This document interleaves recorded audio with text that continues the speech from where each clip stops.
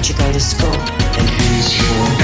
What do you think of what's going on right now, mate? These evil little invisible parasites. Satan-worshipping Freemason morons. Do you understand what I'm saying?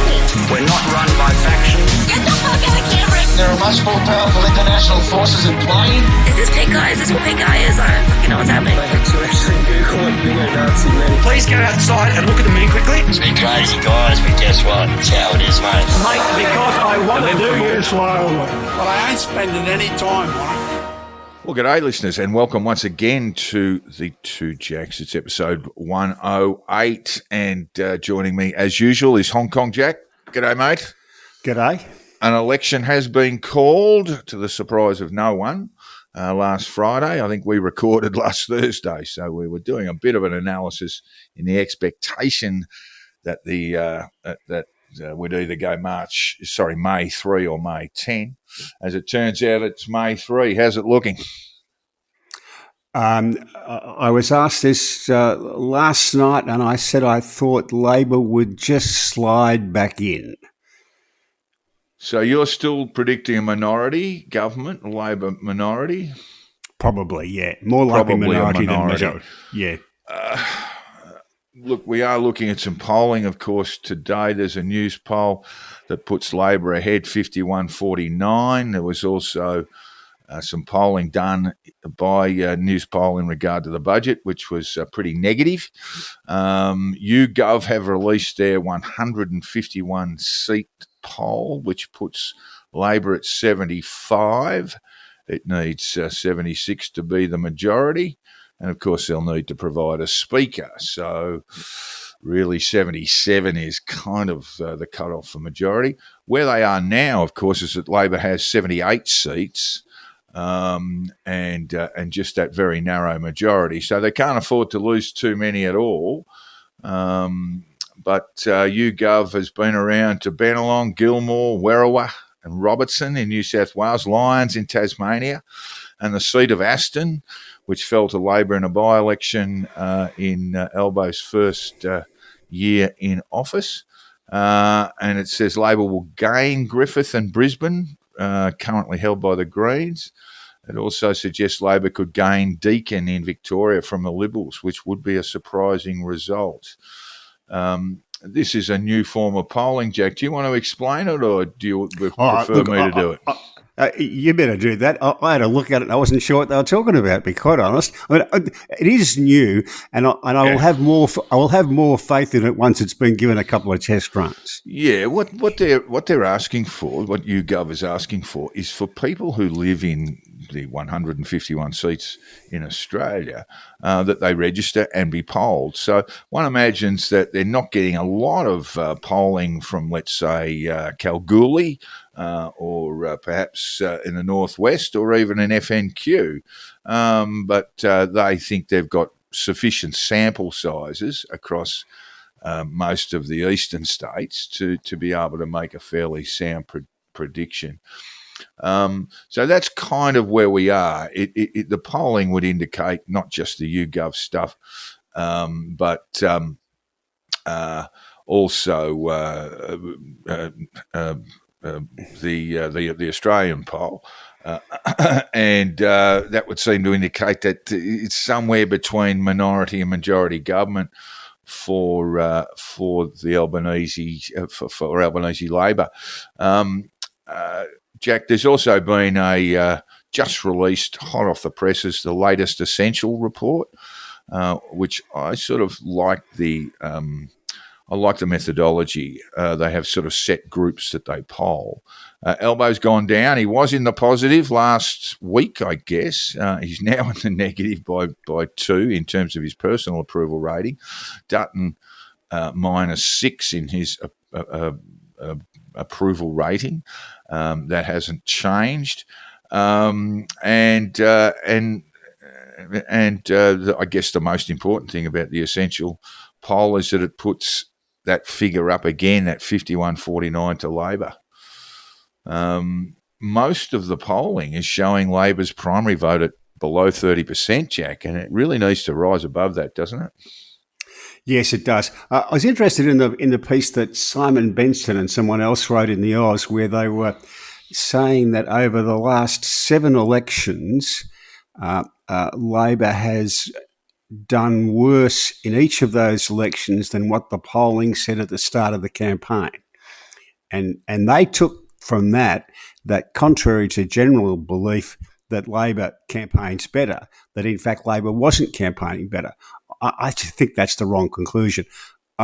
I think it probably indicates that there's some over-reporting of Labor votes in the polling, and that when people actually get that little stub of pencil in their hand, they change their mind.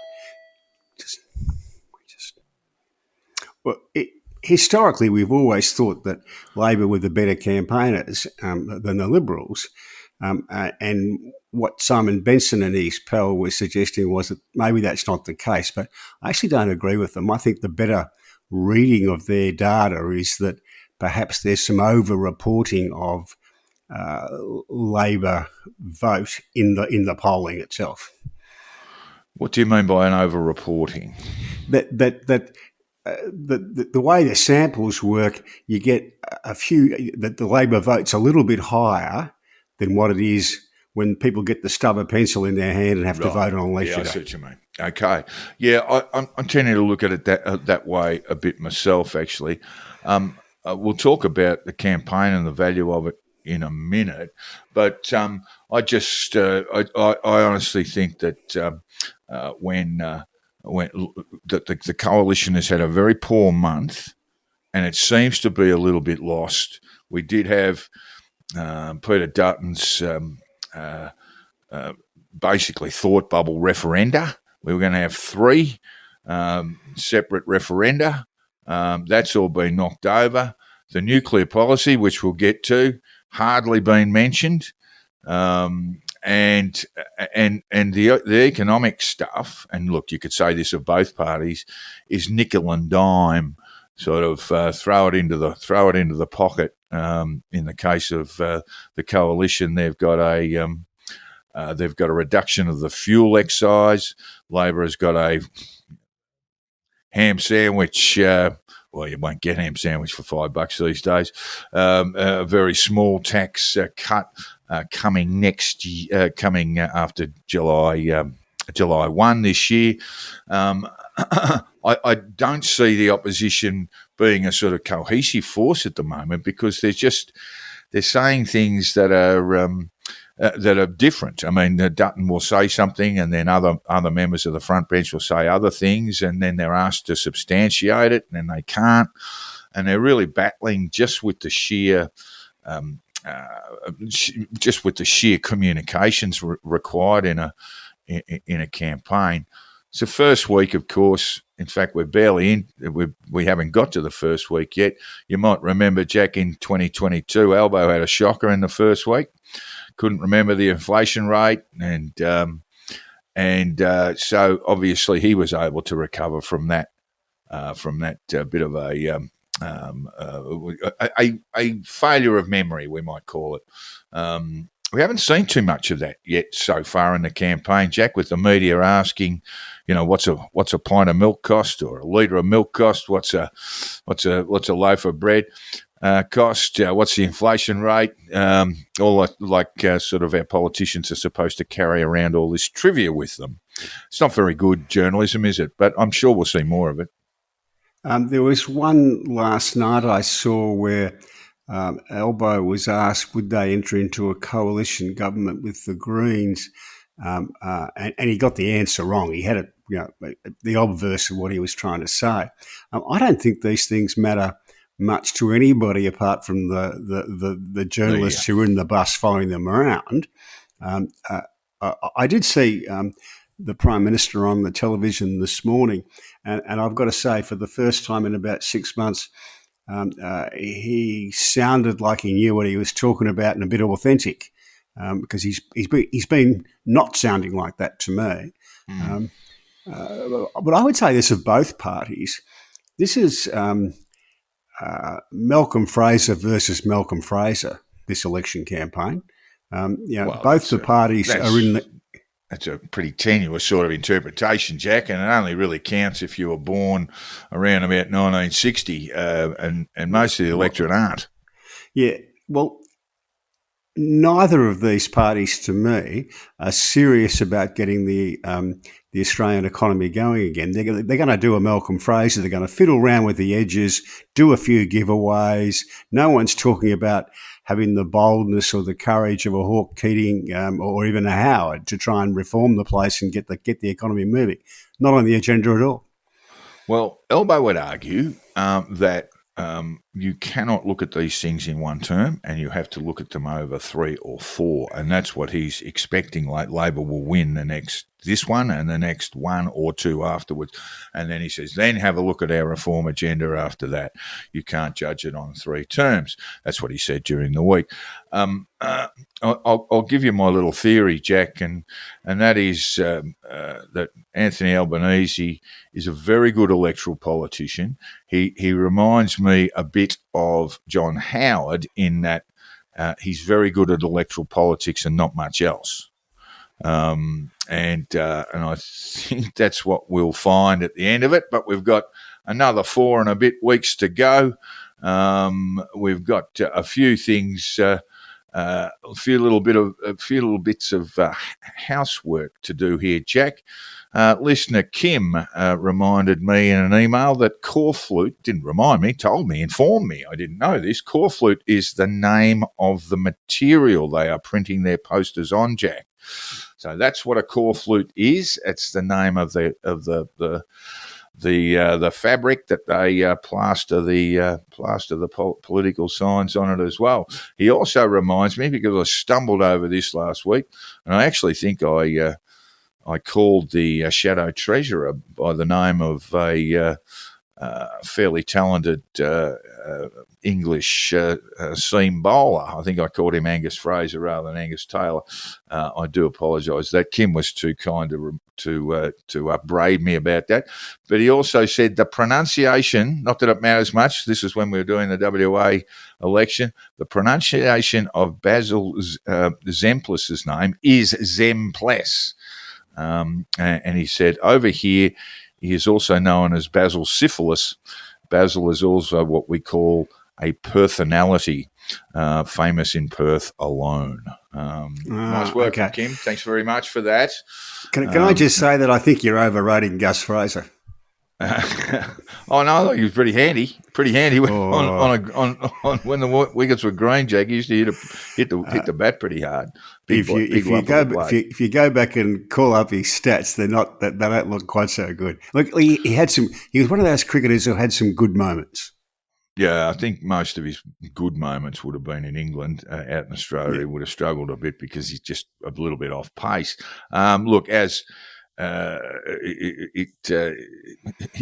He's probably a better seam bowler than his almost namesake Angus Taylor is as a shadow treasurer. He's been a bit ordinary too, Jack. When we get to listeners' stuff, we have a contribution from our old friend Baseman who talks about the nukes. He said they won't be built. Anonymous senior lib saying in private the nukes will cost them any electoral advantage they had, and they can't understand how or why they got into this mess in the first place. The unnationals who never get a mention and are invisible these days are the big problem for Dutts. They have publicly stated they don't believe in zero emissions by 2050. They want the renewables rollout stopped right now. And I just cannot believe Labor are not capitalising on this internal division. Well, I think they're trying to, except to say, Baseman's got some suggestions that Labor should be running some attack ads along those lines. The big problem for the coalition is that they've got an energy policy. Well, they've actually got two, Jack, and neither of them are compatible with the other. The first is the development of nuclear energy in this country, and the second one seems to be a bit of a thought bubble coming from coming from the Liberal Party about acquiring gas that would basically allow them to breach the export agreements that are in place. It's very sketchy detail, Jack, but the gas and the nuclear don't really sit very comfortably together. I suspect we'll hear a lot more of that before the election is run. Yeah, that's going to be interesting. I think if I were Labor, I'd send Chris Bowen on a holiday until about June and just let that run. So 7:30. He was on 7:30 last night. He's a regular enough on that show. Look, he wasn't bad last night. They've still got massive problems with renewables, but whenever you compare this to the Liberals' nuclear policy, Jack, you've got. This was published in the SMH. You've got Warren Entsch, who's retiring, Lou O'Brien, who's the Shadow Resources Minister, Shadow Energy Minister, Colin Bryce, Michelle Landry, and Keith Pitt.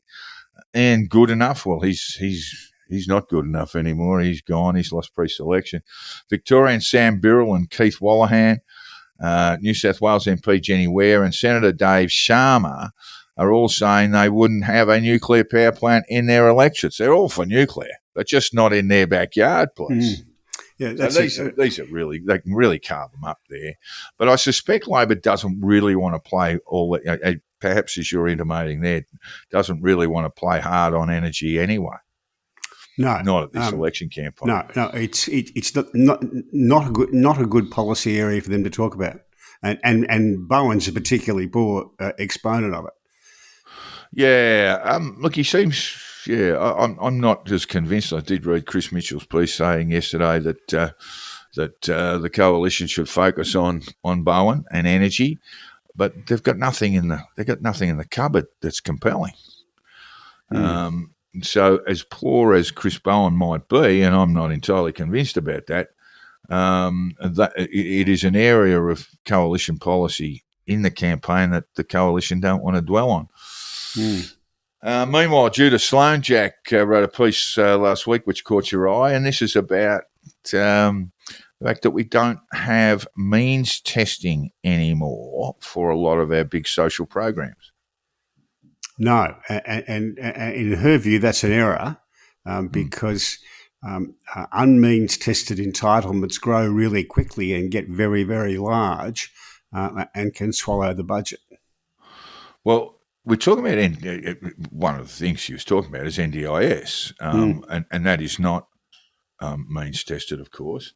And I'm not entirely sure why it should be, Jack. Why would it be means tested if you're talking about people who have either been born or acquired disabilities along the way, have no ability to make a claim for whatever reason, and take care of their own financial security? I'm not sure that you could means test the NDIS. I don't know how it could be done. I don't pretend to be an expert on it. And I don't know the NDIS is a particularly good example. It's got more serious problems that need to be reformed to make it viable in a long term. She looked at childcare, and I wasn't aware the figures were this high, but a couple with an income of up to $530,000 per annum are still getting some aspects of their childcare paid for, and frankly, I think that's ridiculous. Look, this is something that we did look at. This is how long we've been going around, Jack. In the 2022 election, or just when the Albanese government was elected, that was their policy. So basically, when you've got a combined income in the household of $500,000, you're still receiving a childcare subsidy. The difficulty with it, Jack, is that those people who are putting their kids into childcare are essentially paying cram-book school fees. You know, that's what they're paying every day. It's often more than $100 a day. And if your beloved little ones, let's say you got a couple, and they're in there Monday to Friday from 8 till, let's say, 4 or 5, That's well, it's over $1,000 a week. And we're seeing, I don't want to mention Peter Dutton on this, but of course his wife and the family company have got serious investments around childcare.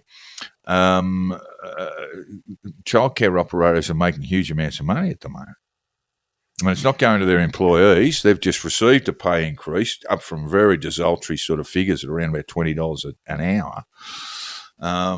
But overall, there's a lot of profit being made on property and just in terms of what people are being charged.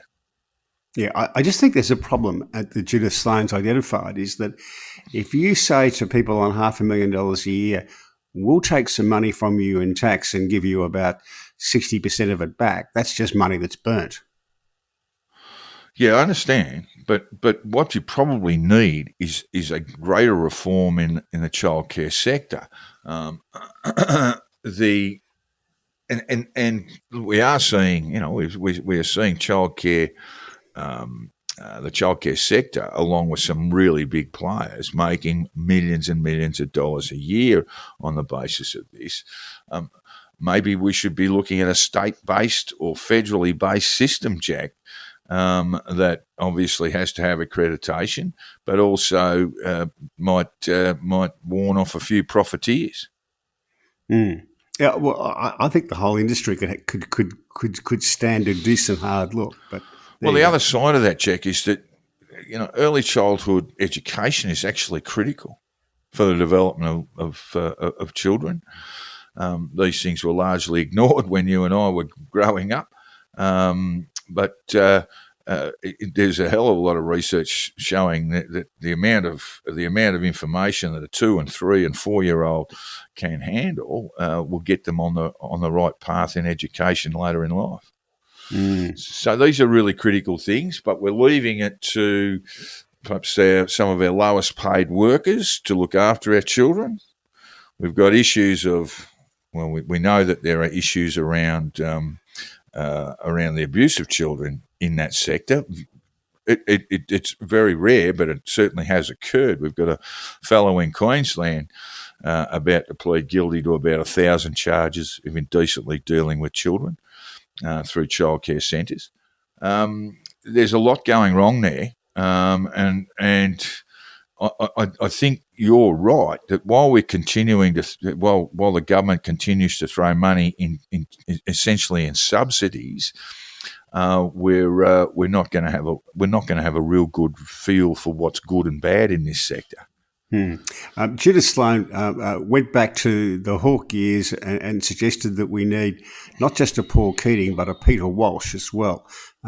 Listeners might not remember Peter Walsh. He was a farmer from Western Australia, a wheat and sheep farmer, and he was the Minister for Finance during the Hawke years, and he was always a tough old bloke.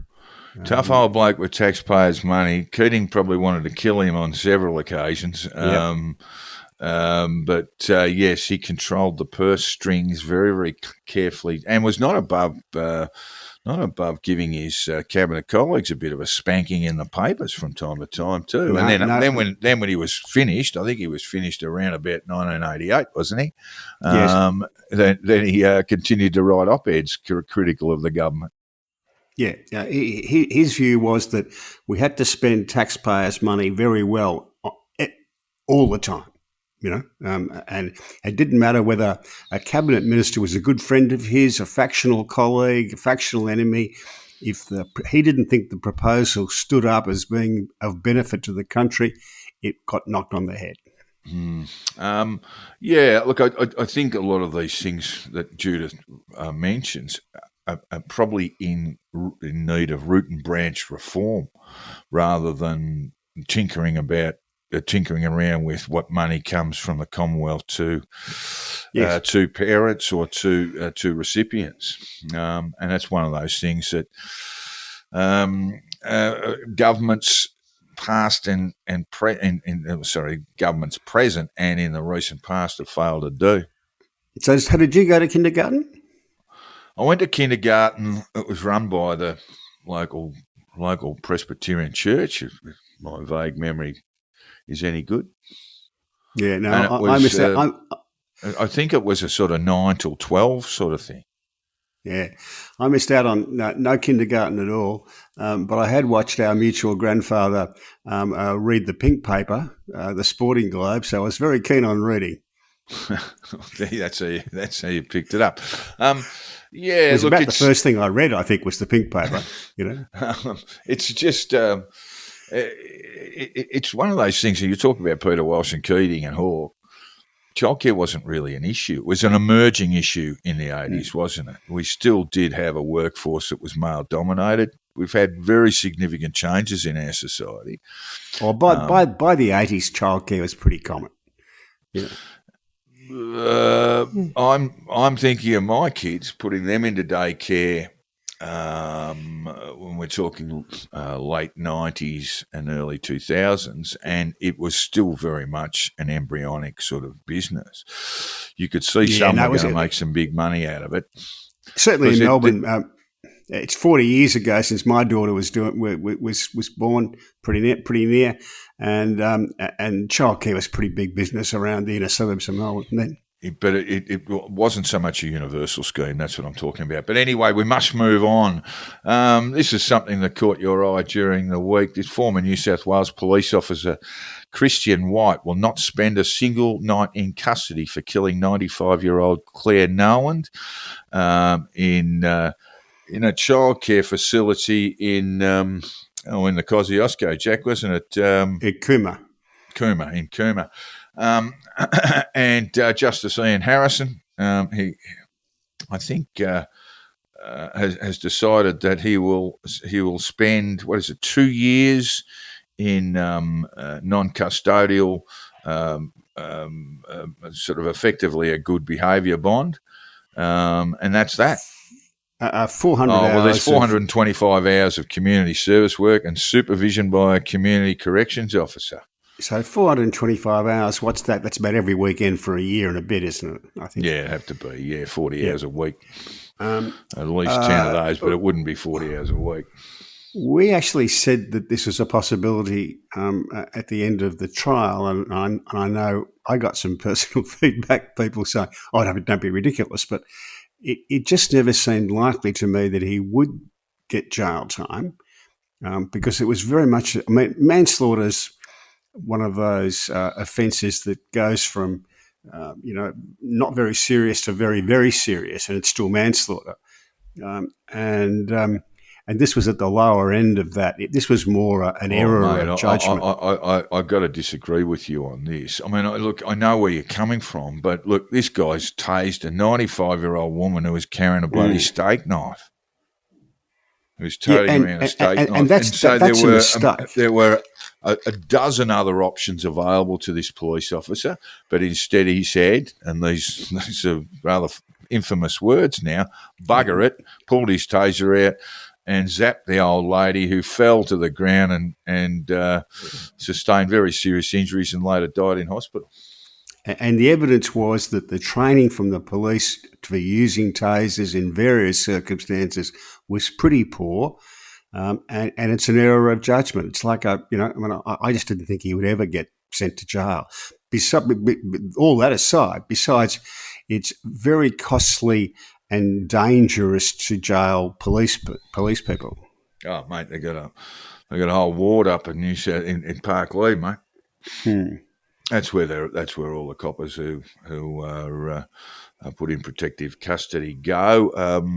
Recently released was the Mark Standen. I didn't know he'd been released. He was released last year. Remember Mark Standen, Jack? He was the Deputy Director of the New South Wales Crime Commission and got involved in some. The involvement might even be more than that. It was a feature of the Four Corners program.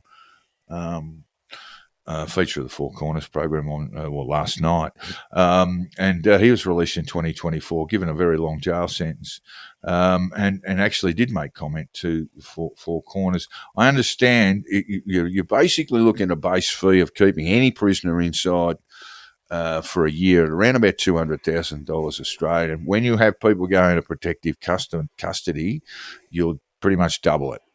So it is an expensive cheaper to have them exercise. cheaper to have them at the Four Seasons. Pretty much, and I don't know that I'd give them the Four Seasons. Maybe a Travelodge, Jack. Maybe an Ibis. Give them one of those. But I know. Look, I know the family were extremely unhappy with this, and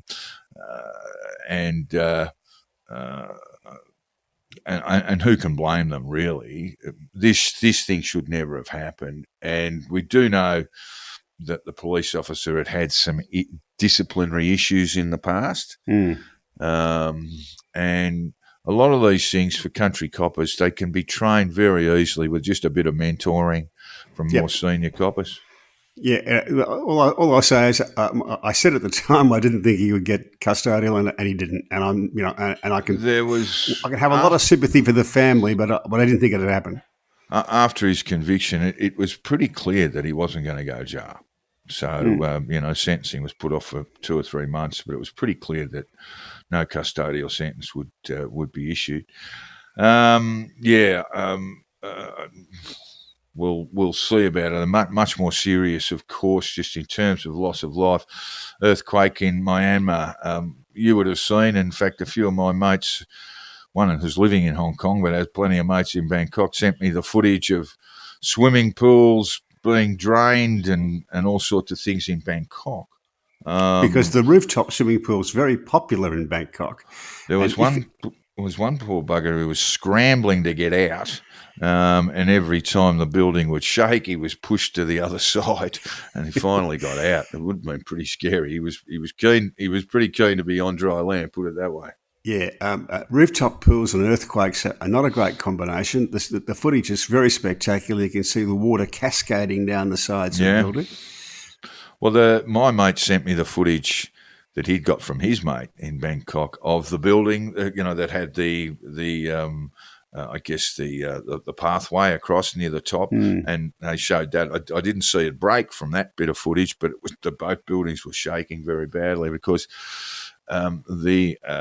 the earthquake has done most damage in Myanmar, which is controlled by a military junta. At least 2,000 people dead. And the US Geological Survey, I don't know how they're still getting funding, Jack, under Elon Musk's Doge, but they're still around, and they're expecting a death toll of over 10,000. They say that is a strong possibility. I'm not entirely sure that the Burmese army would be much chopped, Jack, in terms of humanitarian disasters. No, and the only people the only countries they've accepted help from at this stage are from the Russians and the Chinese. Yeah, well, there's another little bit of a story that I actually wanted to throw in a few weeks ago, Jack. You might have seen this, that Myanmar had become a sort of scam centre where people, it was human trafficking, bringing people into these compounds, locking them in, and then getting them on the phone to pull scams. The compounds were believed to be built by Chinese criminal groups, and with a bit of baksheesh going to the Burmese army. And these people were essentially enslaved, often brutalised if they didn't hit their targets in terms of scamming people in the West. As I say, this compound was sort of broken open about 2 weeks ago. Very interesting story, actually. A bit of that in Cambodia as well. Is there? Yeah. Well, look, our listeners might want to have a look at that story. It was broken by an anti-corruption journalist group, OCCRP. And listeners, if you're keen on finding out what's going on corruptly around the world, OCCRP.org is a good place to have a look. You can sign in and they'll send you emails and give you updates as you go. It is, I think it's a journalistic project that runs out of Amsterdam, but they do very, very good work. So yes, Myanmar is a bit of a it's almost like North Korea these days, isn't it? Yes, it is a bit. Yes. Hence the hermit junta, I suppose you'd call it. which is why, of course, they'll only allow the Russians and the Chinese in there. There would be plenty of other countries who would be keen to go and provide some assistance.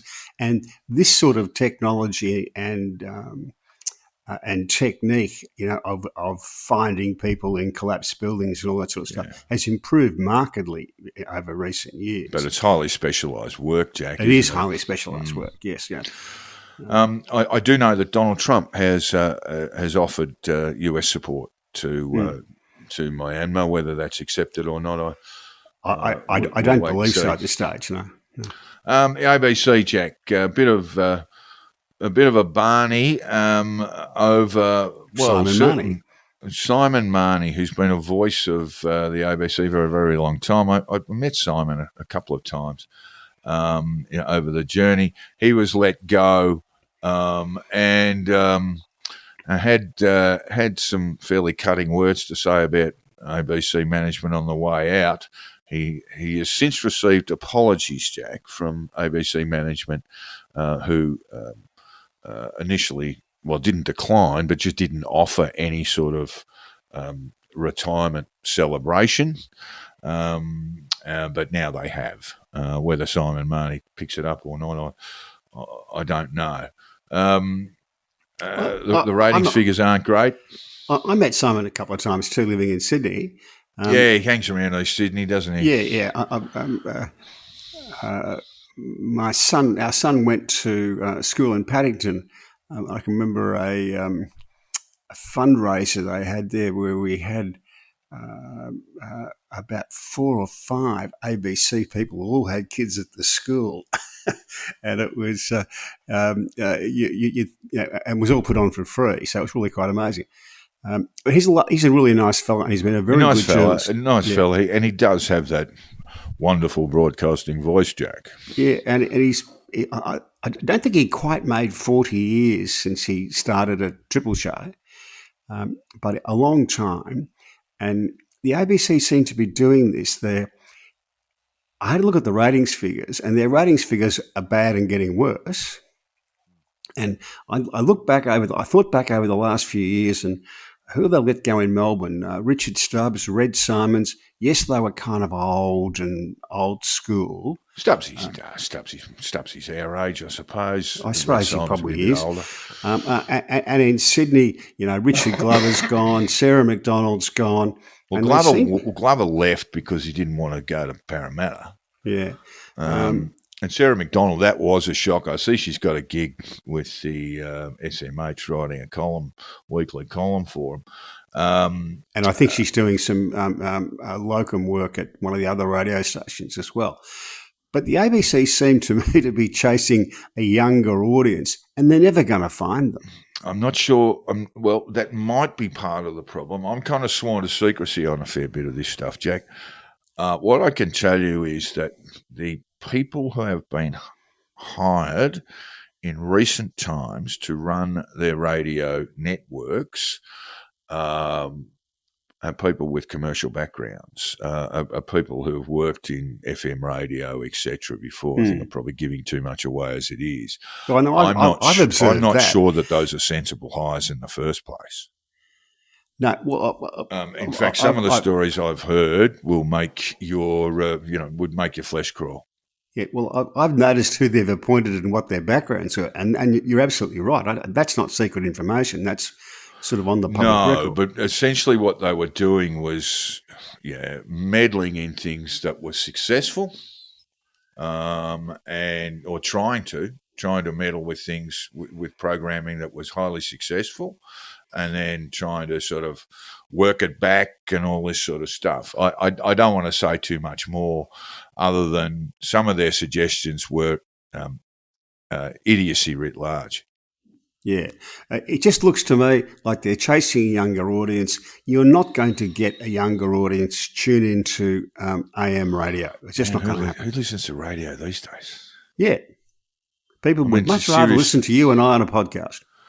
Well, we're seeing that. I mean, because the ABC have got their podcasts all over the place as well. They do podcasts and all these sorts of things. Where they are in radio, look, you know that's an older audience, and you might get people perhaps driving into their jobs in the mornings, listening to the ABC or listening to any of the commercial networks. A lot of people are just listening to music, podcasts, all this sort of stuff. So it's a highly challenging market, and one of the things you wouldn't do under any circumstances if you had any clue at all about management in media is to say this works, so we'll keep this. Not this works, so let's tinker around with it and change the time and the programming and the production and all this sort of stuff. It's just madness. I couldn't believe some of the stuff that I was told, but I actually sworn to secrecy on it, so I won't say too much more. Anyway, I stuck it on our agenda because I looked at it and thought, no, this is the wrong way to go. Look, it's really interesting. I tell you what will be very interesting is to look at not just ABC radio, but ABC TV ratings, and in fact all commercial networks, commercial radio networks and channels to see how they rate during an election campaign. I knew one bloke who's still around in the political news business who actually moved to 2UE to cover, what was it, the 2016 election. And the ratings went backwards. So, if you're going to have a political show for 3 hours a day and your ratings go backwards, then maybe you're in the wrong business. Yeah, when you said before about people suggesting that Labor should put up attack ads, and I'm thinking, I wonder, do they still work? Are there enough people who actually watch them anymore? Yeah, well, the two sides that are the two ads that I've seen, one from the Coalition, one from Labor. The Labor one is more, yes, it's been tough, but we're across this. We've dropped inflation, so it's more about their achievements, and then they do a bit of attack towards the end. So I think there's always a bit of a meld. With the Coalition, you'd say something similar. They talk about their plans, and they'll talk about why they're necessary because of the failure of the Albanese government. So it's a bit of a mix of things. I think if you just go around and say this bloke's a clown, or label the Albanese cabinet as all clowns, put them in clown makeup and all that sort of stuff. I mean, does anyone pay attention to that? That's Clive Palmer stuff. Yeah, I have real doubts that will work. All right, moving overseas now to Gaza, Jack. Protests in Gaza by Palestinians against Hamas, Jack. I think it's about the only place in the world where there are protests against Hamas. That's very nice, Jack. Carry on. Yeah, no, this is an interesting development. Yes, it is. There have been some retaliations. At least two of the leaders of the protests have been tortured and their bodies returned to their family as an example. Just sorry to interrupt, but it is a reminder what a vile organisation it is. Yes, some of the people who are protesting for Hamas might do well to have a think about that. See, I always said, perhaps you should dwell on the fact that when Hamas were elected, senior officials within the Palestinian or within the other Palestinian party, Fatah. They were all murdered in their buildings and their bodies dragged out in the street. Yes. So go on. I'm sorry. They weren't sent back to the West Bank to work from there. They were killed. Yeah. So what we have here, Jack, is there have been two people killed who are Palestinians organising protests against Hamas in Palestine. Should they receive a bit of support from the West, Jack? I don't think there was time. because I mean this is one of the there are no easy answers in Gaza, but one of the answers has to be that the Palestinians shrug off Hamas. Yes, indeed. That's yeah. Um, That's about the only pathway to a peaceful two-state solution, in my view. All right. Meanwhile, Jack, aid workers' bodies discovered in Gaza, Jack. The bodies of more than a dozen aid workers have been recovered in southern Gaza from a mass grave, according to the United Nations. 8 of the 14 bodies recovered on Sunday from the site in southern Rafah were identified as members of the Palestine Red Crescent Society, 5 as civil defence, and 1 as a UN agency employee. I believe there's also a Palestinian filmmaker who's been taken into Israeli custody, but that's a separate matter. The body of a 15th person, a civil defence worker, was recovered last Thursday, Jack. These are fairly clear breaches of international humanitarian law, aren't they? Yep. As always with anything from the UN in that part of the world, I will reserve judgment until I'm sure it actually happened. Yeah, I understand, but we understand that IHL, International Humanitarian Law, regards medical staff as civilians, and they must be treated as civilians under various protocols in conflict, and those things have been ignored. So these are certainly war crimes, Jack. If as you say, these people were in fact, I guess, murdered or killed for some particular purpose. Yeah, I just don't have any faith in the Red Cross, the Red Crescent, or the UN at all. What about MSF? Got any faith in MSF? No, not really. Why not? No, because I think they've all become partisan participants. The UN and the Red Cross certainly have. Yeah, I'm not sure about MSF. I think you're being a bit rough there. But I think also there is a sense that when you are working and performing medical aid, particularly humanitarian aid, you can very easily get caught up in the travails of the people you're trying to save. Yeah, I mean, I don't think that's an unusual or sort of controversial statement to make. If you've been working in a place where people have been bombed daily, you're probably going to have some sympathy for those people. Yeah. The Red Cross used to visit POWs during World War II.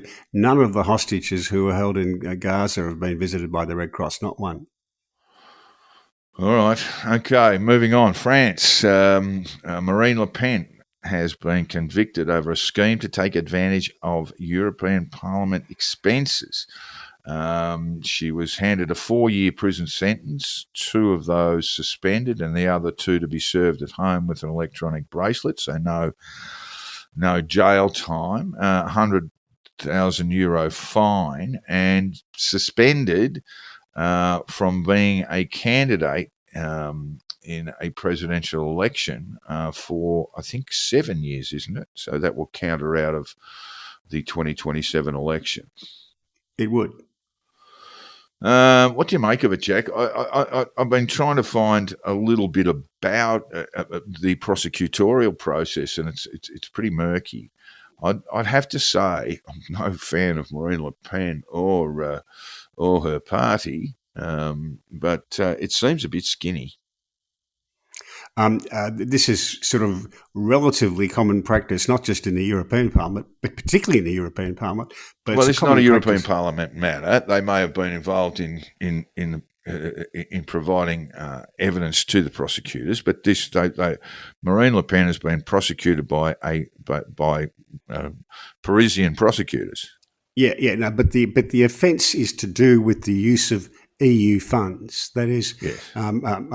What you do is, and this happens, I don't know whether it still happens in Australia, but it certainly happened in Australia in the 70s and 80s, is that you get an allocation of a certain number of staff, in this case from the European Parliament, Yes. And you use some of those staffers to do party political work. And the allegations against Le Pen were that they were taking the salaries of people who were supposed to be working on European parliamentary business and using those staffers to do work on French electoral politics.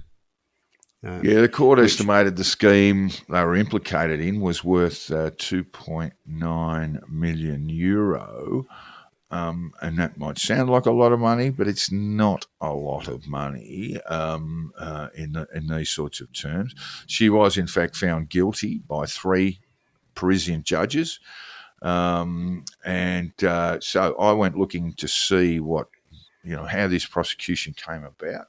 It's not easy to find those details. I mean, anyone who understands even the broad brush of the French criminal justice system knows it's a pretty close shop, and things operate there in murky areas.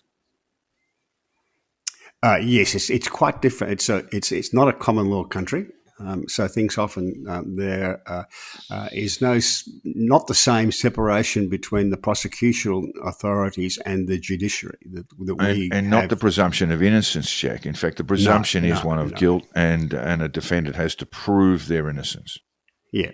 I had a look at Twitter this morning, and I found myself for the second time this year, and it's only April, in agreement with Yanis Varoufakis, who said that he thinks this is a huge error because when you do this sort of thing, you build up parties like the National Front. When you try and hold them at bay by use of fairly technical legal arguments, you'll just boost them. And I think that's exactly what will happen.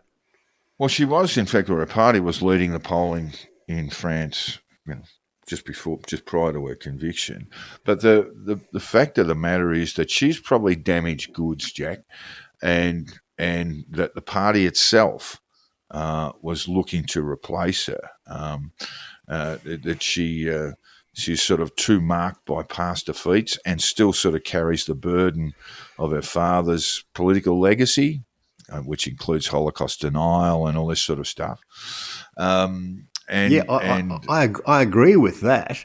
So what have they done? If you ban her, they're giving her a boost. Yeah, you give the party a boost because it looks like you're unfairly using the law to attack them. And you also give them a hand by saying, well, you can't be the candidate, so they'll find somebody else. And the most likely one is a fellow by the name of Jordan Bardella.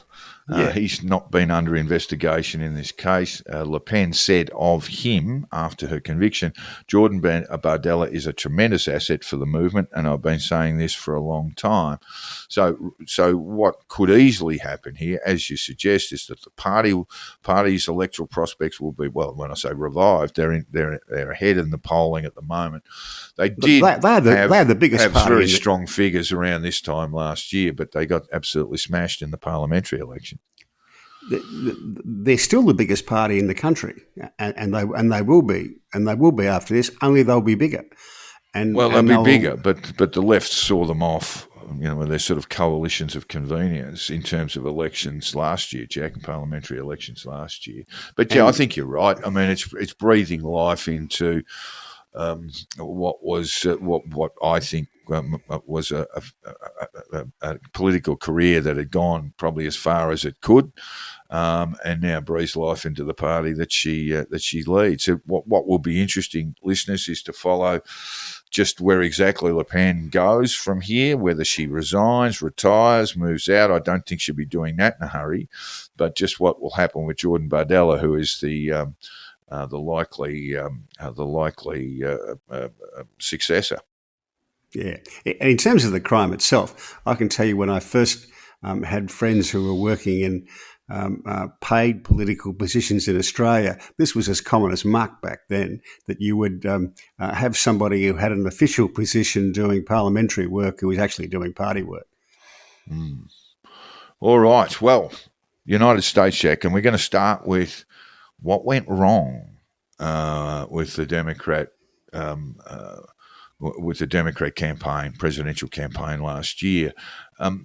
We can, and many of us do, dislike Trump intensely. But the simple question is, how could this kind of broken individual have, after certainly January 6, 2021, now be president again? And a lot of that blame lies with the Democrats. Mm. And if you want an example of how using the law to attack somebody can deal them back into the game, that's one. Yeah, I mean, again, you just go back to the sort of crimes that were committed on January 6th and how he had incited those people to do it. Perhaps they could have found an easier pathway. But the simple fact of the matter is that after January 6th, Trump went back to Mar-a-Lago and he was a nobody. Hmm. I'm not sure. Well, yes, you could say basically it might be his mugshot. When we go back to the previous story, Le Pen, this might be her mugshot story. Clamber back from a revival. But the most important thing about the thing we're about to discuss is that there are a lot of people in the Democratic Party saying, please, not Kamala. Yes. And a lot of these donors were saying, please don't give us Kamala, and it would look similarly that the heavy hitters in the party, probably the heaviest of them all, Barack Obama was saying, I can't believe that she's been picked. Yes, it goes back before that even as to whether Biden should have been a candidate again.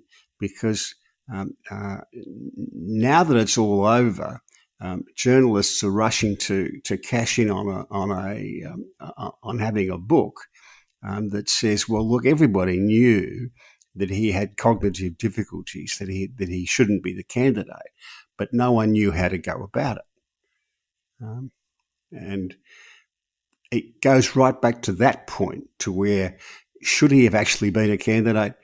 Now they're saying, well, clearly he shouldn't, but his protection was that the next one up was Kamala Harris, and no one wanted her. So they were kind of stuck with Joe. And then, of course, the thing that we covered, in fact, the world covered, the first debate, and a complete and utter disaster it was for Biden. He had the frozen moment. It was almost too painful to watch.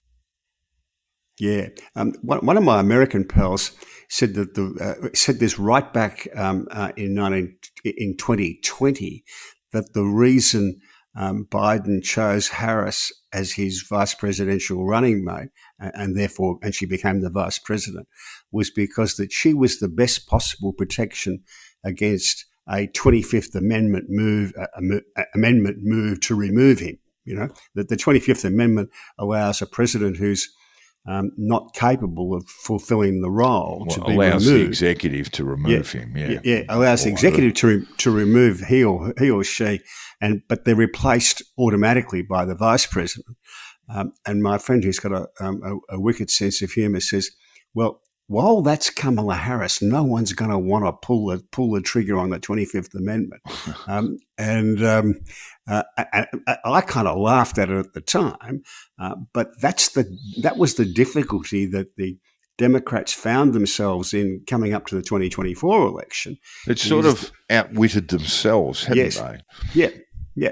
You know, they are and I remember writing this, that the Democrats are the smart party. Traditionally, and I mean that. I don't mean that as an expression of congratulations. They are the ones who will look for the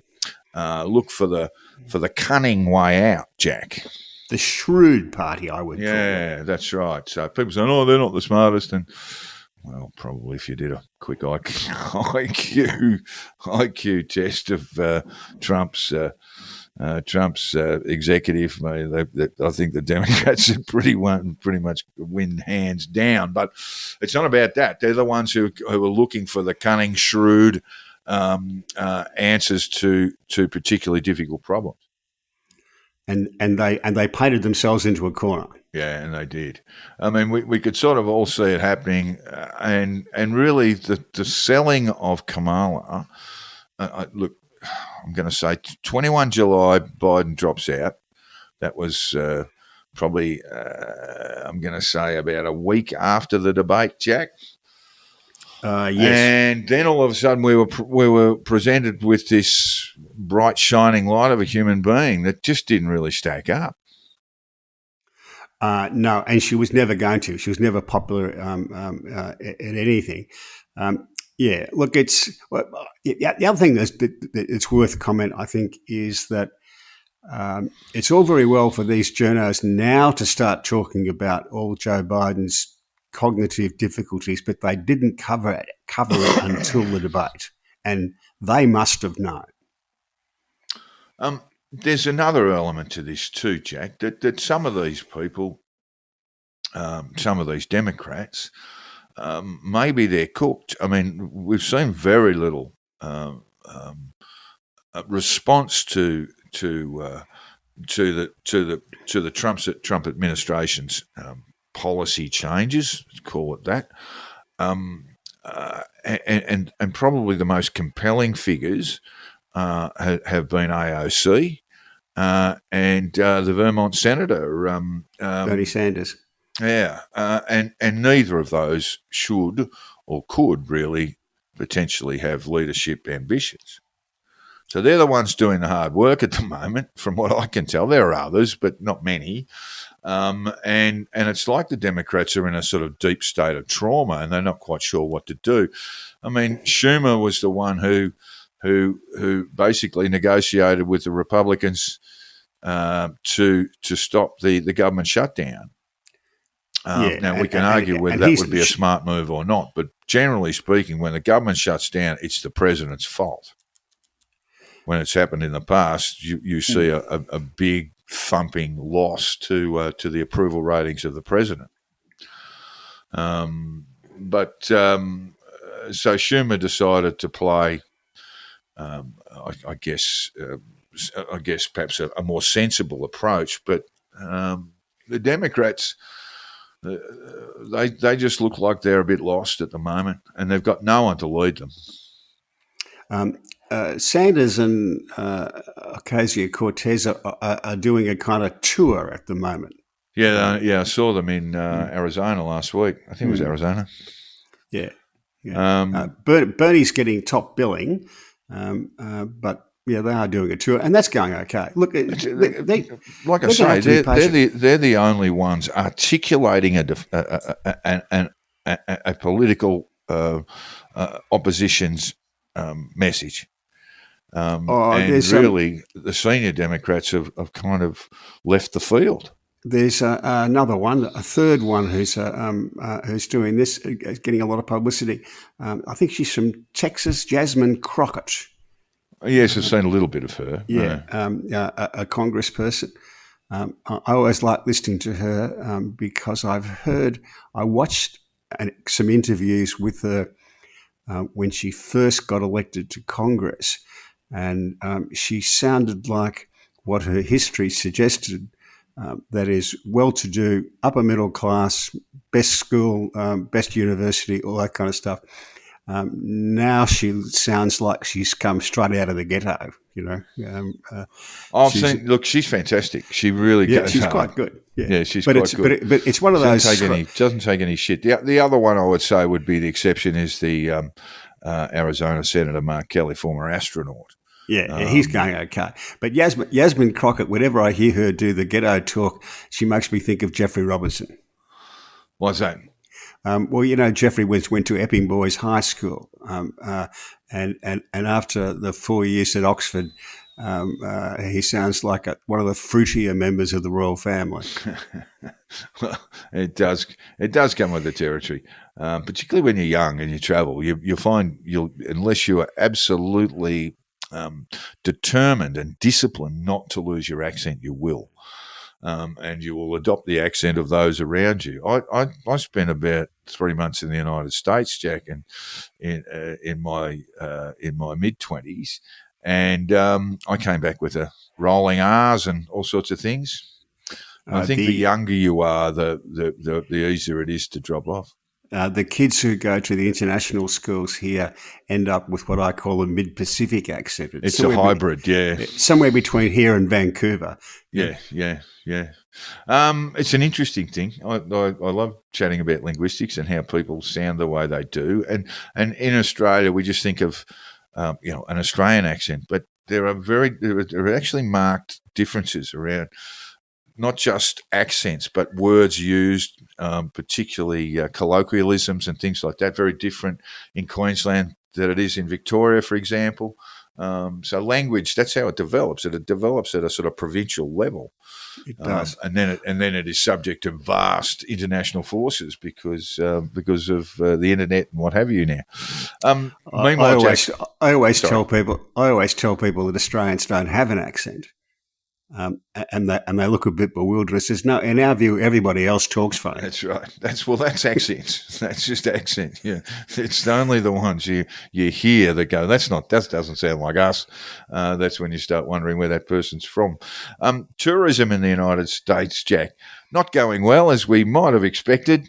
Northern border crossings for Canadian tourists coming to the United States are down 10%. And a independent tourist sector monitor based in the United States called Tourism Economics has predicted some pretty dire times. In 2024, end of 2024, Tourism Economics forecast a projected 9% growth for international inbound travel to the United States. But now the organisation has revised its baseline forecast for a year-over-year drop of 5%. So it was going to be +9, now it's going to be -5 minimum. And the president of that Tourism Economics, his name is Sachs.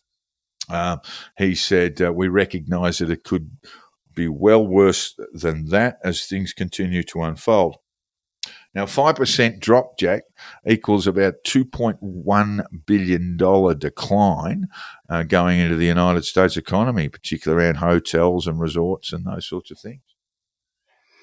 Is that a 5% drop of overseas tourists? 5% of all. Yeah, there's 10% Canadians have pulled the pin on their American holidays to the tune of 10%, and overall it's 5%.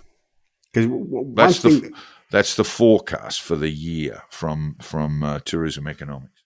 There's one thing that has struck me every time I've been to the United States is just what a small proportion of the tourists you see around are actually from outside of the United States. I mean, it's remarkable. I noticed the same sort of thing when I was there many years ago, but it is the world's biggest location for tourism, Jack. Yes. So it is not just, and we're not talking about domestic tourism, we're talking about people coming to the United States. It is the number one location, or has been, and they thought this was going to be a golden era of tourism in the United States, but now it looks like it's going to go the other way. And there are some big things coming up in the United States this year. The Ryder Cup, the FIFA World Cup next year, Olympic and Paralympic Games in 2028. And Sachs, as I say, the president of Tourism Economics, said, there have been declines before. We saw it during the Second Gulf War, which was highly unpopular in Europe. But what we're seeing now is orders of magnitude worse, as far as basically treating Europe as if they are our adversaries. And so it comes into play with the trade war, where everything is considered a zero-sum game. Moving on, Jack, we'll try and explain these two things together. Trump has continued to rule in military force in the annexation of Greenland. And just as an aside, J.D. Vance and his wife were going to tour Greenland. That was cancelled due to a lack of Greenlander interest. Apparently, they door knocked everyone in Greenland. Can we come along help us out. And there was a polite no, and the door closed behind him. JD Vance did go on. There is an American base there near the Arctic Circle, and he went and visited them instead. And Trump has also continued to talk about a third term. And when we ask if this is possible, it would seem no. The 22nd Amendment reads, no person shall be elected to the office of the president more than twice, and no person who has held the office of president or acted as president for more than 2 years of a term to which some other person was elected president shall be elected to the office of president more than once. There's a little bit of gaming going on around this, Jack, where they say that Trump might run as vice president, and then presumably JD, would be the presidential candidate, and then he'd step aside and Trump would become the president. So the 22nd Amendment prevents all this sort of stuff. My question to you is, why does he keep saying these things? No idea. The answer, and I'll give you the answer. The answer is that he just loves to fucking get up people. And that's what he does. He likes to flex, and he likes to annoy and irritate people. So I think that's all this is. At the end of his term in 2024, November 2024, none of these things will have happened. He won't be running again. Greenland will continue to be Danish. The Panama Canal, or Canada will not be the 51st state, and all this sort of stuff. This is kind of one of Trump's forms of distraction, I think. I would say he's probably got most of what he wants on Panama. Will he get something on Greenland? Who knows? It's not just the 22nd Amendment that would prevent him from doing that technique of being vice president and then becoming president. He'd be 82. But why would Vance step aside? Well, yeah, I mean, because he's crazy. He is crazy. Yeah. I don't think once he got even a sniff of the seat at the Redoubt desk, Jack, he'd go, no. Look, I've had a bit of a rethink of that. Yes, exactly. God, it'd be awesome. Look, it just simply can't happen. There are some clowns in the Republican Party who are thinking about an amendment, a constitutional amendment. And there are some clowns that they would have to go through just mean that it cannot happen. They will need a supermajority in the Congress. They'll need a supermajority of states. Not going to happen anyway. And there are some clowns in the Democrat Party and in the media who take this seriously instead of saying, That's why I mention this, because this is the stuff you don't want to be fixating on when you're trying to get into Trump. Where you should be, if you're a Democrat right now, you should be talking economy. Yeah. Because that's where he is very weak, and it'll get worse. Exactly. This is the sort of stuff that you just eye roll at and go on with what you're doing. Yeah. This is part of the whole Trump shtick. Right, and if you'll get lost in the weeds if you follow every remark that he makes, and you can tell there's actually, because he's finding things more difficult politically now than he was perhaps a month ago. You'll find he does more of this, and it's just designed as a distraction. These are sort of nonsense stats, I suppose, but at the moment it's 50-50. He's got a better approval. No, he crossed the threshold on March 11, according to Real or RCP. He's about 2 points in the negative now in terms of approval rating. Yeah, it's still better than he's ever had while he's being president. Yeah, oh, look, there's that. But I think there's honeymoon I actually think it's 50-50, but it depends who you talk to. 47 to 49. Yeah, but it's still better than he's ever had as a president. But the figures on the economy are very bad. So you're right. That's what the Democrats, his approval rating on the economy has dropped about 20 points. So that's what the Democrats should be concentrating on, and they're not. Yeah, exactly right. So where he is strong in polling among the American people is in immigration. And whether that's sustainable or not, I don't know. But we are moving on to that issue, Jack, because you've posed the question that the international asylum system may not survive into the future. And this is basically a United Nations construct from beyond World War II when refugee essentially when refugee agreements were made. Yeah, I read a piece from a Los Angeles lawyer about this, and he raised the question: will it survive? And I thought, because it really dates back. The Refugees Convention was signed in 1951, and the Protocol in 1967. So it's really relatively recent, right? And when I used to operate in that part of the law, it always concerned me that the people who were trying to expand its operation had lost sight of how recent this was, and that you ran the risk of killing off the thing entirely by making it too liberal, too generous. And I think that's kind of where we are now. I mean, it's sort of ceased to operate properly right across Europe, Canada, and it's a different problem in the United States, but it's a related problem. When people lose faith in it and lose trust in the system, they'll just get rid of it. Oh, look, that's quite right. But what you won't stop, Jack, is the movement of people. That will continue to accelerate, given technology, commercial aviation, all sorts of things like that, and the internet. That's a big factor, because the internet now, being in third world countries, is showing people how much better life is in the West, and that's a real temptation to go. That is a broader point.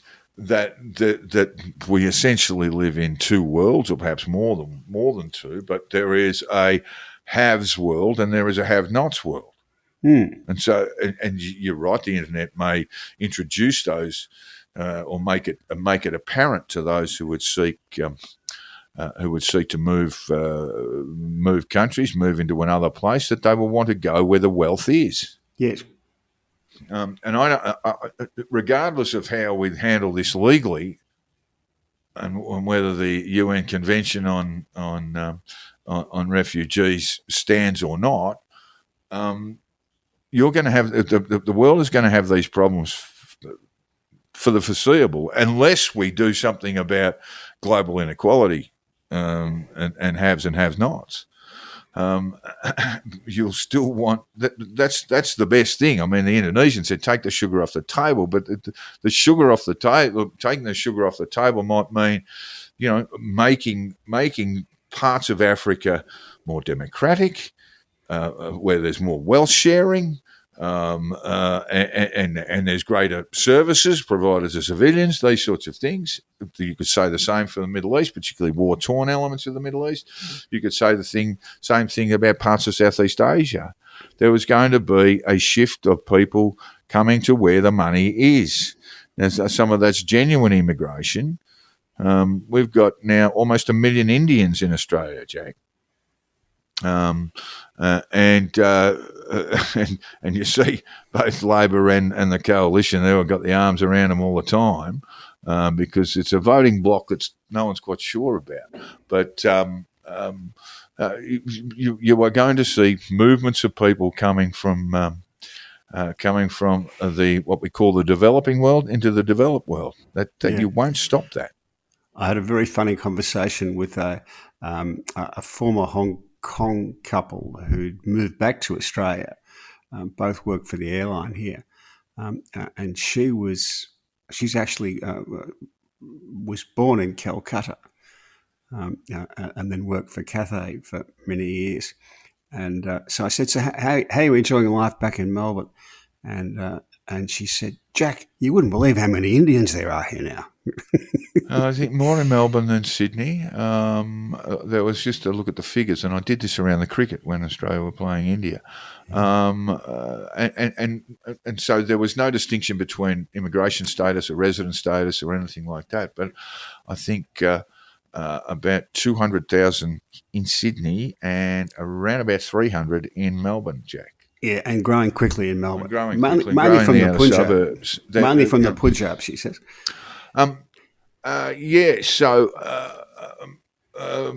When we look at these things, this is kind of where we are. I mean, it's a friend of mine just returned from Bhutan, and he said the biggest Bhutanese diaspora is in Australia, in Perth. About 60,000 Bhutanese there, Jack.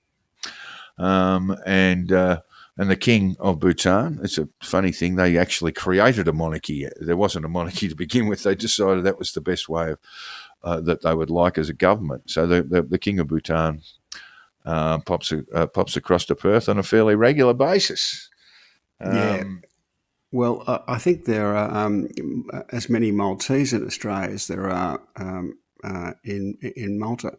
I think at one stage 40% of the Melbourne Waterside Working Federation members and workforce were Maltese. Yes, of course, and we've got this is an old stat now, but Melbourne was the third largest Greek city. There was a little piece on the television the other night about Kalgoorlie. Who's your mate? Does the Roy and HG thing?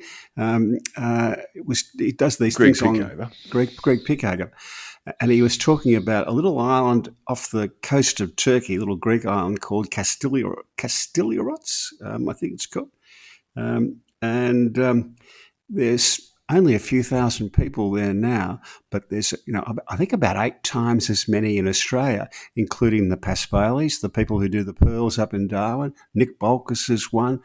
Basil Syphilis, as you called him before, is one. They've had an immense impact in Australia for a tiny little island with very few people. Yeah, and overall, and they all stick together. They call themselves the Kazis, and they all stick together and look after each other. All right. Well, we've got some things that we've had such a big show today that we're gonna shuffle a few things down. We've been talking a bit about sentencing guidelines in the United Kingdom, which is very controversial there at the moment. We'll move on from that, and we also want to look at the Polish situation in regard to asylum seekers there too. We'll push that to next week because we want to briefly touch on the tariff wars, Jack. April 2 is, what are they calling it? Not Patriots Day. This is what the Trump administration. Liberation Day. I thought. Liberation Day. Yeah, and so this will be that the didn't day make any where sense to me, but there you go. that Trump actually responds to any country that has raised tariffs or has tariffs for US imports, Jack. And this is the big one, according to the president himself. Business leaders and economists are certainly worried about the scale of his trade strategy. Does he squib it again, Jack? Because he has squibbed a fair bit.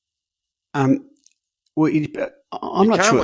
Once you call it Liberation Day, you've got to go a bit hard. Yeah, I'm not sure that. Well, for me, it's not scribbling it because I just look at him and he makes these threats of do this or do that, and he's just a negotiator. I mean, this is just a talking point.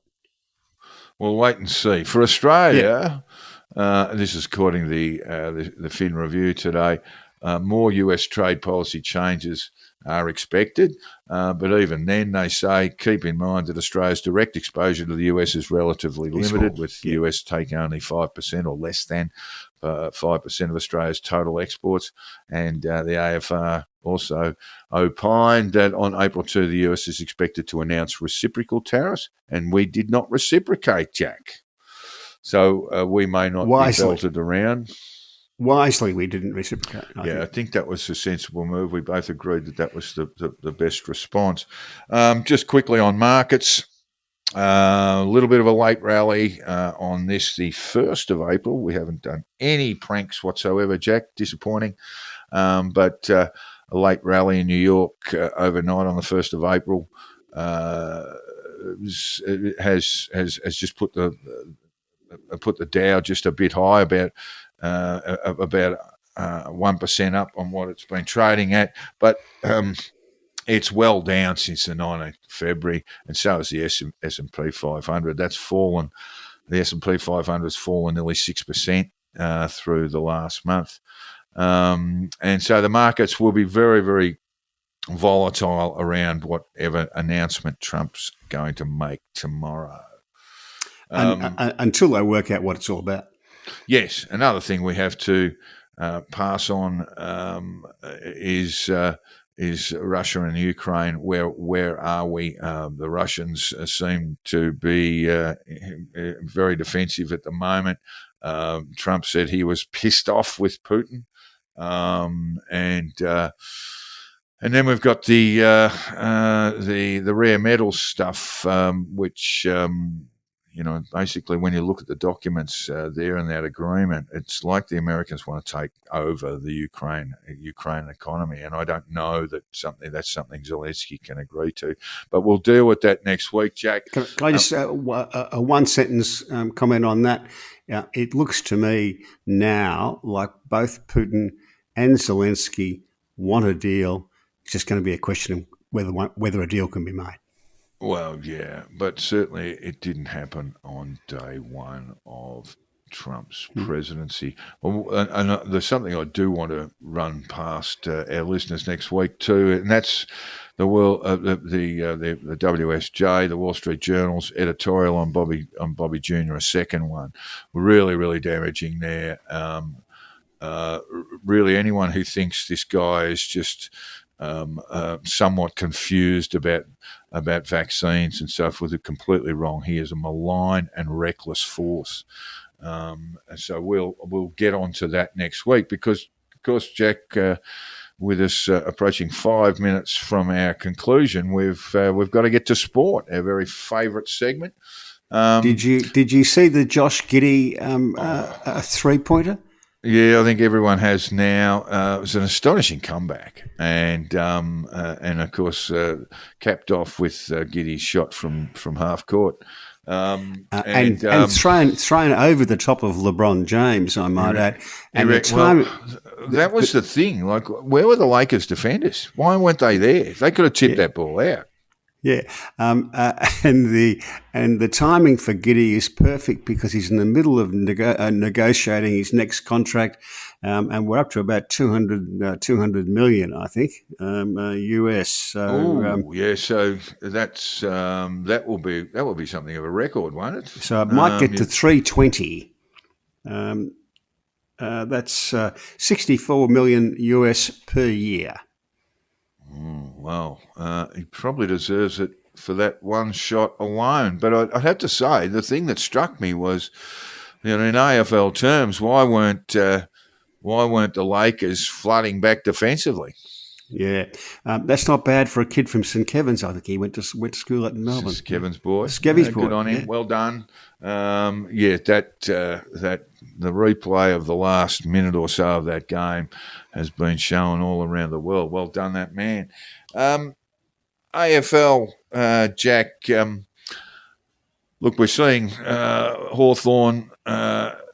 St Kilda are perhaps one of the dark horses, performing pretty well at the moment. The reigning premiers, Brisbane, are going pretty well. And Adelaide Crows is another surprise. I know a couple of people, I think Tim Watson named him in his top 4 at the start of the season. So he got a bit of an in there. They look very good, Jack, the Crows.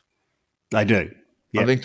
I think North Melbourne were pretty good against them. I think North Melbourne are a good side this year, but Adelaide will be hellishly difficult to beat in Adelaide. They will. And there is a few more that we're not quite sure about. And Blues and the Demons languishing with the Eagles without a win with 3 games played. There's a good question you put in here, Jack. Do we have a few too many AFL pundits now? Well, they're just too many. There's way too many. And it's not so much that they're there, but sorry, but their currency is the denigration of players, and that's the bit I don't like. Or coaches. And coaches, yeah, nothing excites them more than a bit of a smelling or sensing some blood in the water around a coaching appointment, and it gets to the point, Jack, where we saw We saw Melbourne walk off the ground, I think, at the G on the weekend. We saw Carlton after round 1 going off the ground. And who else got the gobful? You're watching supporters just hurl abuse at players. That has to end. That has to stop. I don't know whether they need to put security around the races. That would be awful. But the idea that you paid your money to go and watch your side, whether you're a member or a spectator, and that gives you the right to go and abuse players as they the competition's gone. I mean, the game has ended. They're walking off the ground. That's a terrible thing, and we got to get rid of that. It's just ugly. And I think a lot of it is driven by these AFL pundits. Kane Cornes is probably the most infamous of them all, but he's not a long way from being the worst. Then you've got 1,000 podcasts, Jack, and it's all about this crazy business that everything has to happen in minutes when things really have got 6 months to play out. So it puts people on edge. Melburnians are so invested, so are the Adelaideans, and so are the Perth folk, and the Tasmanians for that matter, and a bit in New South Wales. They're so obsessed about their footy that we're hearing this sort of nonsense said about them. You've got Harry Mackay, who's currently not playing for the Blues. We haven't heard too much officially from the club. There was talk again from the pundits that it was performance anxiety. It may well be a mental health issue. We don't know. I'm saying that we need to be a little bit lighter on these footballers, Jack. They're just kids, most of them. They're just kids, and when they have a bad day, stop screaming at them. Stop yelling at them. You don't have a right to do that. Well, the fabulous young sprinter Gout Gout got beaten on the weekend. Yeah. His first try in open company, as we'd say in racing terms, first try against, he's only 17, first race against adults, and a very good Aussie sprinter who's just come from the World Championships. He didn't quite run him down, Gout Gout. That was Lachlan Kennedy, the 21-year-old, who ran he ran his personal best time at 20. He did. 0.26. And Gout almost got him and he didn't. And I was watching it and I thought, just as well he's not an AFL footballer because they'd be wanting to sack his coach, the talent identification manager, and quite possibly the caterer before 10 o'clock on Monday morning. They would be calling for that. I liked his response. I actually saw his coach interviewed. She's a woman, Queenslander, and she was very calm about it all, and so was Gout Gout. He was just saying, look, second's not bad. Second makes you want to be first. And he also said, I was a bit slow. I was a bit slow for the first 100, and he was, but he almost got it. Yeah, he probably didn't get out all that well, didn't get out of the blocks so well. It must be said, though, the Lachlan Kennedy is in a rich vein of form. Pretty much one of the fastest blokes going around in the European circuit last year, as you mentioned. You know, he's 20.26. That's just a second over Usain Bolt's world record. And Kennedy was just delighted to be racing against Gout Gout because they had a full house. He was lovely about it too. Yeah, he's a chunky boy too, isn't he, Lachlan Kennedy? He's not built like a sprinter. He's like Gout Gout is long and lanky, and Lachlan Kennedy's more of your sort of stocky build. But good luck to both of them. You know, it's terrific. We've got two blokes who can run 200 metres in just on 20 seconds. It's not a bad not a bad way to go. All right, well, that takes us out for episode 108. We did enjoy bringing some of our listeners' thoughts, comments to the show, and you guys know how to do that. If you want to, hit me up on on X, Jack the Insider. My DMs are always open. I've got some clown in there at the moment. Some Collingwood clown, Jack, is just bagging me about Carlton. I don't know whether to block him or get rid of him or just ignore him. No, just anyway. Don't block him. Don't block him. Just enjoy it. Just enjoy it. Can I say thanks? Now I know what a corflute is. Yes, we do know what a corflute. I did not. Seriously, we have been informed by our listeners, and thanks very much. So we'd love to hear from more of you, to be honest, with the election going on, what you think's going to happen, whether you think what we think's going to happen is about right.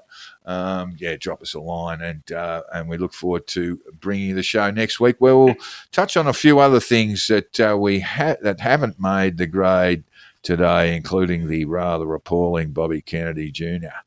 And we'll have a bit of a chat about that next week too. Good on you, listeners. We'll talk to you later. See ya.